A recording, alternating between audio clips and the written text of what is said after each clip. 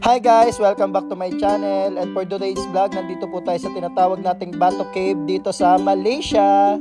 Syempre hindi makumpleto yung Malaysian tour nyo kung hindi kayo makakadaan dito sa famous tourist destination nila na Batu Cave. So let's go!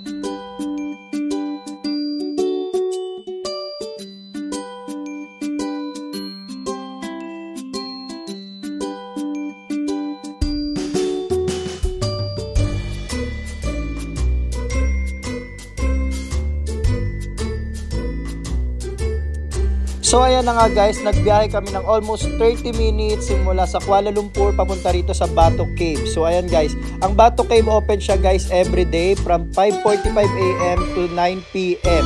Kagaya ng sinabi ko, everyday siya. At ang maganda rito sa Batu Cave, wala kayong babayarang entrance ni piso. Tama, wala kayong kailangan bayaran para makapunta, makapag-picture at makaakyat kayo dun sa tuktok sa kuweba nitong Batu Cave. So ayun yung maganda rito guys. Ang sasagutin nyo lang is yung pamasahin nyo sa Grab papunta rito. The rest dyan, wala na. Ang babayaran nyo na lang dito kung naiihi kayo guys o nadudumi kayo is yung CR na 1 ringgit lang. 1 ringgit is 13 pesos lamang po yan sa pera natin sa Pinas. Sulit na sulit. So tara, let's go! So ayan guys, habang papalapit ako ng papalapit sa nakikita nyo pong napakataas na statue which is 140 feet. So nag-CR muna ako para pagdating ko dun sa tuktok, wala na akong excuse, hindi ko na kailangan mag-CR at masulit ko yung pag-i-stay dito sa Batu Cave kasi malapit na nga magabi at syempre baka biglang bumuhos yung ulan. So dapat wala nang istorbo, kaya possible kung pwede kayong umihi muna para hindi na kayo ma-stress na kapag nandun na kayo sa tuktok kasi wala siyang CR dun sa taas. So ayan guys, nakikita nyo malayo pa lang, napakadaming tao, napakadaming turista, napakadaming ibon, nakalapate na libreng lumilipad. So ayan na nga guys, pinaglaruan ko muna sila at pinagtripan. So para makapag-picture, makapag-video at makapag-post sa Instagram.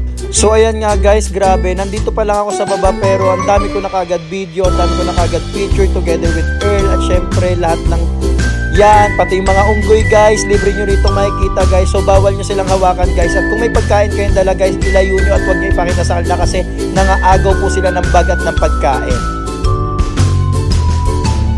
So ayan na nga guys, bago tayo umakyat guys, mag-stretching na kayo, i-ready nyo na yung mga hita at paa nyo guys kasi napakataas po ng aakyatin natin.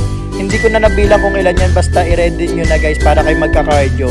Syempre may mga bilihan din ng souvenir dito sa baba at syempre meron din sa taas. So ayan na nga guys, bago ako tuluyang umakyat, nag-picture muna ako, nag-video, panikbaba kasi libre lang naman yan at walang limitation at duration kung anong oras kayo kailangan nandito kasi kahit magstay kayo dito hanggang mag-closing okay lang. So ayan na guys, picture muna sa mga inggoy. Baka nandito yung nahanap nyo guys, nandito yung mga nawawala nyong kapatid. So ayan na silang lahat. Grabe, napakataas. Wala pa man din kami sa kalahati, napapagod na. So ayan na nga. Finally guys, after how many minutes na pag-akyat namin papunta rito sa tuktok. So ayan, nandito na kami sa taas. Yes guys, grabe, worth it yung view at saka sulit yung pagod guys. Bago nga pala yan guys, meron din nagtitinda rito ng mga souvenir shop dito sa taas sa tuktok. And syempre guys, ang dami pa ring tao. Ayan, lahat guys nandito na mabibili, may mga tubig, may mga pagkain kayo mabibilan dito sa tatas sa mga souvenir item. At syempre guys, kung gusto nyo magdasal o sumamba sa tinatawag nilang kuweba dito nga po sa temple, pwede kayo magsimba dyan guys o sumamba guys. Magubad lamang po kayo ng sapatos para makapasok kayo sa loob. Hindi na namin siya tinry guys kasi karamihan naman dyan is mga Indian, mga Malaysian guys. So kami nandito lang talaga kami para mag-selfie at syempre magbigay na rin ng sympathy sa kanilang napakayamang culture. So ayan nga guys, pag akyat nyo dito sa taas, meron na naman palang hagdan na aakyatin. Hindi pala natatapos guys. So ayan, ako pahinga muna bago mag-akyat na naman doon sa pinakataas nila sa tuktok.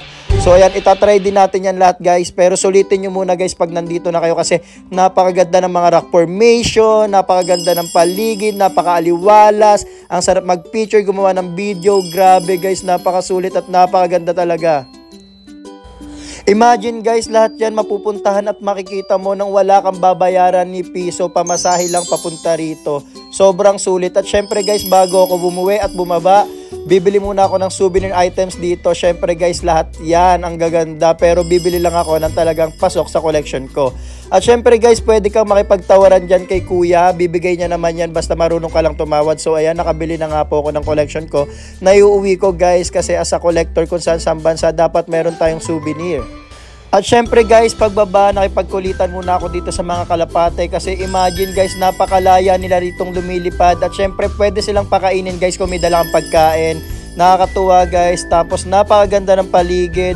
Sobrang sulit, highly recommended guys. Hindi lang siya sa picture maganda, pati sa personal sulit, worth it guys. So kaya ayan naman, pag pumunta kayo ng Malaysia, huwag nyo kakalimutan yung Batok Cave. See you!